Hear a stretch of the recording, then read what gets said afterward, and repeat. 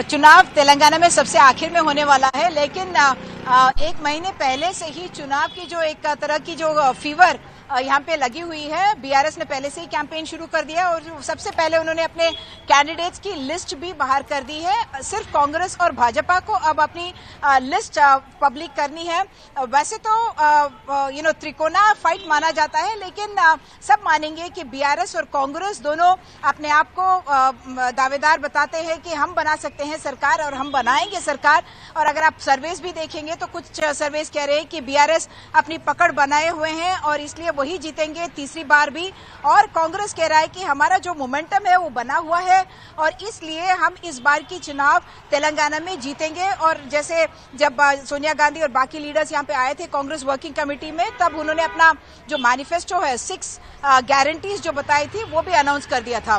BJP अपनी तरफ से फिर से एक मोमेंटम बना रहा है। यहाँ पे जो मोमेंटम एक तरह से समझा जा रहा था कि बंडी संजय के चेंज ओवर के बाद थोड़ा अगर कम हुआ था, तो प्रधानमंत्री पिछले इस हफ्ते आए थे संडे को और फिर ट्यूसडे को यहाँ पर आए हुए थे और जिस तरह की उन्होंने अटैक रखी और बहुत सारे स्कीम्स की भी घोषणा की।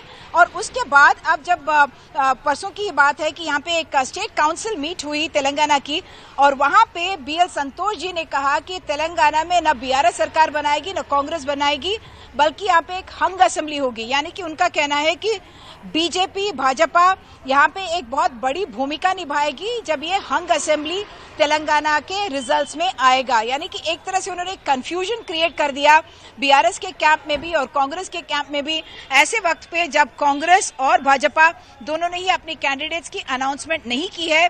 जैसे हम सूत्र बताते हैं उसमें पता चलता है कि भाजपा जो अपने जो भी थोड़े सांसद है उनको भी अब असेंबली के चुनाव में लड़वाने वाली है। और कांग्रेस को की अब आज भी एक स्क्रीनिंग कमेटी की मीटिंग चल रही है, क्योंकि काफी एक तरह से कहे तो जो कंटेस्ट चल रहा है कि किसको कहां पे खड़ा किया जाए, क्योंकि बहुत सारे अगर कैंडिडेट्स होते हैं तब भी बहुत सारा कंफ्यूजन हो जाता है। भाजपा के लिए उल्टा एक परिस्थिति है, क्योंकि वहां पे स्ट्रांग कैंडिडेट्स हर कंस्टिट्यूएंसी के लिए उनको चुनना काफी मुश्किल है।